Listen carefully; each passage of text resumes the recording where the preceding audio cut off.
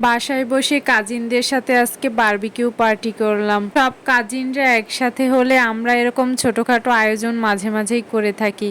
তো আসসালামু আলাইকুম everyone, welcome back to my new another video. আশা করি সবাই ভালো আছেন। আজকে আমরা তেলাপিয়া মাছের বারবিকিউ করব, তাই এখানে মাছটাকে আমি খুব সুন্দর করে কুটে ধুয়ে পরিষ্কার করে নিয়ে নিয়েছি। এরপরে আমি এখানে মশলা দিয়ে দেব। এখানে আমি দিয়েছি হলুদ, মরিচ, তারপরে লবণ দিয়েছি পরিমাণ মতো, আর দিয়েছিলাম এখানে জিরা বাটা, আদা বাটা আর রসুন বাটা।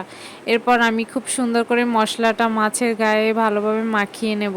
এরপরে আমি এখানে মাছের গায়ে খুব ভালোভাবে সরিষার তেল মাখিয়ে নেব। আর দিয়েছিলাম এক টুকরো লেবু। লেবুটা দিলে কিন্তু অনেক বেশি ভালো হয়, লেবু দিলে তেমন একটা গন্ধ আসে না মাছ থেকে। আর এখানে আমি কড়াইতে তেল দিয়ে এরপরে মাছটা ছেড়ে দিলাম তেলের উপর। এরপর আমি খুব সুন্দর করে মাছটাকে এপাশ ওপাশ ভেজে নেব।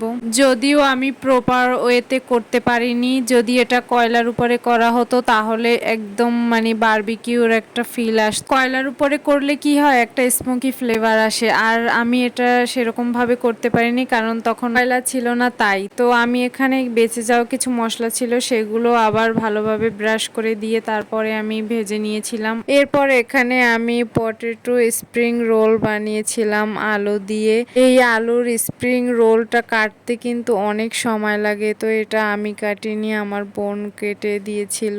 আর আমি এখানে মশলা মাখাচ্ছিলাম কড়াইতে তেল দিয়ে। এরপর এগুলোকে আমি সুন্দর করে ভেজে নেব।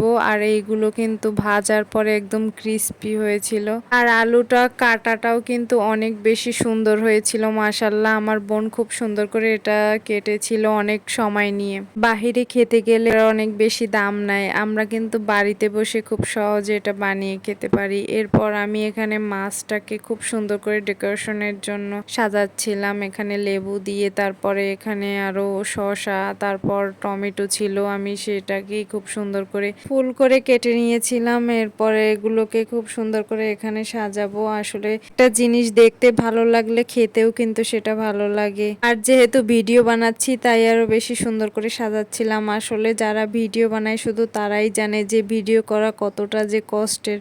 অপর দিকের মানুষরা মনে করে যে এই ভিডিও করা কি এমন কাজ, আসলে কিন্তু এটা অনেক ধৈর্য নিয়ে করতে হয়, অনেক সময় লাগে। এরপর এই যে দেখো আমার কিন্তু সাজানো হয়ে গিয়েছে। এরপরে আমি এখানে একটা সস বানিয়েছিলাম, এই সসটা দিয়ে আমি টেস্ট করব। আসলে এটা খেতে কিন্তু অনেক বেশি মজার ছিল। ঘরে থাকা অল্প কিছু উপকরণেই বানিয়ে নিলাম রেস্টুরেন্টের মতো একটা খাবার। চেষ্টা করলে আসলে সবকিছুই পারা যায়। তো আজকে এই পর্যন্তই ছিল আমার ভিডিওটা। সবাই লাইক কমেন্ট শেয়ার করে পাশেই থাকবা। আল্লাহ হাফেজ এন্ড থ্যাঙ্কস ফর ওয়াচিং।